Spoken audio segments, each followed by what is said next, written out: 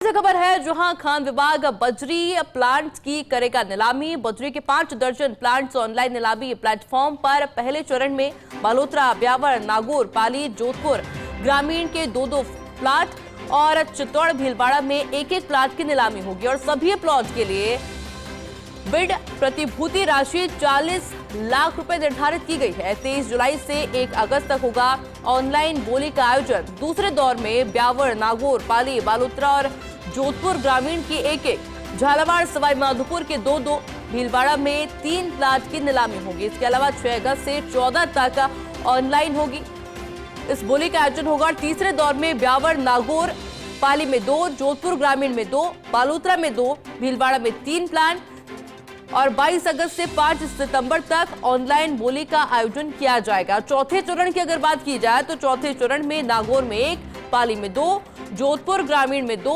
बालोतरा में 3, भीलवाड़ा में 4 प्लाट, जबकि 10 सितंबर से 24 सितंबर तक ऑनलाइन बोली का आयोजन होगा। अब पांचवें चरण की अगर बात की जाए तो पांचवें चरण में टोंक में 3, पाली में 4, जोधपुर ग्रामीण में 2, भीलवाड़ा में 2, सिरोही में 1 प्लाट और 25 सितंबर से 14 अक्टूबर तक ऑनलाइन बोली का आयोजन किया जाएगा। और इसी खबर पर अधिक जानकारी के लिए मेरे साथ एसोसिएट एडिटर निर्मल तिवारी भी फोन लाइन पे जुड़ चुके हैं। गुड मॉर्निंग निर्मल जी, और क्या कुछ जानकारी इस नीलामी को लेकर?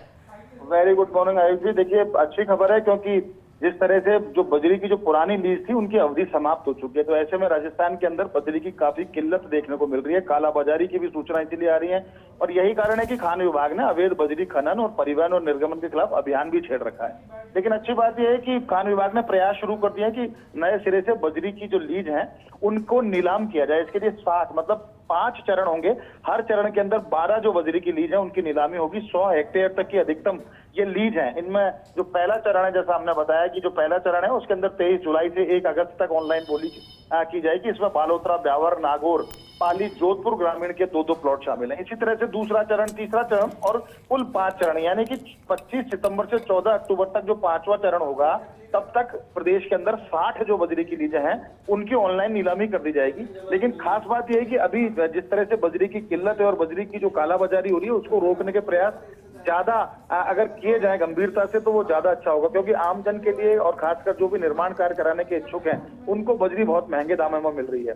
लेकिन दूसरी तरफ सरकार ने जिस तरह के प्रयास किए आयुषी, इसका फायदा ये होना है कि अगले 2.5 महीने के अंदर जब ये 60 बजरी के जो प्लॉट्स हैं, जो अधिकतम 100 हेक्टेयर तक के प्लॉट्स हैं, इनकी नीलामी हो जाएगी तो उसके बाद न केवल दरों में कमी आएगी और जनता को भी सर्वसुलभ तरीके से बजरी उपलब्ध होगी। लेकिन फिलहाल तो स्थिति बिल्कुल भी कह सकते हैं कि अनुकूल नहीं है। हालांकि एक अच्छी बात यह है कि मानसून आया हुआ है तो निर्माण कार्यों की जो गति होती है, निर्माण कार्यों की जो संख्या होती है वो काफी कम हो जाती है, क्योंकि लोग मानसून के दौर में निर्माण कराने से बचते हैं ताकि जो असमय जो बरसात आती है उसको लेकर के काफी परेशानी का सामना करना पड़ता है। लेकिन अच्छी बात, दोबारा मैं यही कहूंगा कि बजरी बिल्कुल निर्मल जी, आगे भी जानकारी अब चलेंगे। फिलहाल के लिए बहुत बहुत शुक्रिया। और चलिए इस वक्त की बड़ी